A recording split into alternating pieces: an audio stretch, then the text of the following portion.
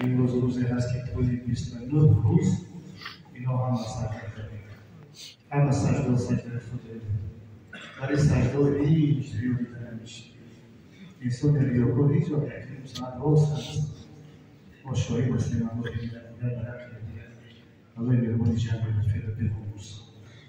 هر آرزوهایی که دارم هر مقصدهایی که دارم نسبت به فرزندوشم نسبت به دخترکاشم خدای میرمان شبهای سالی نسبت به پسراشم 700 ساله هم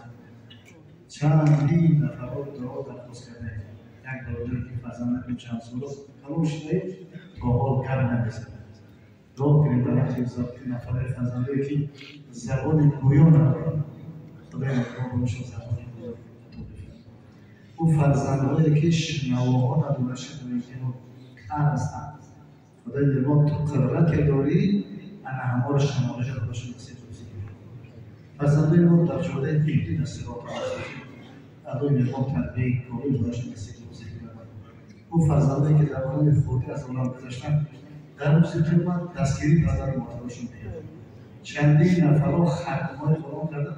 از این جمله یک خواهر ما برای پدرشون انور دعا کرده که از این ختمها ذره هم باشه برای پدر ما دعا کرد خداوند میرمان پدرشون که همه پهلوی که خود باشن خدای میرمان رحمت مغفرتش بیاد من افتخار میکنم پدران عزیز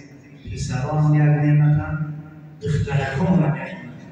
ببین دخترکان مادر خدماتشون دوشن خاتمهای خدا نیست خداوند اولا برای ما فرزندهای باناموس فرزندهای هدایت دیده شده خواهرکای پاکدامن دخترکای پاکدامن برای ما نصیب می‌کرد از دیوسی و بی‌ناموسی خداوند می‌فرماید ما را فسخ خود بیارد خدای می‌فرماید خواهرکای را شده یکی صراط مستقیم لباس حیا و شرم نصیب می‌کرد پاکدامنی و پاک عفتی را براش نصیب می‌کرد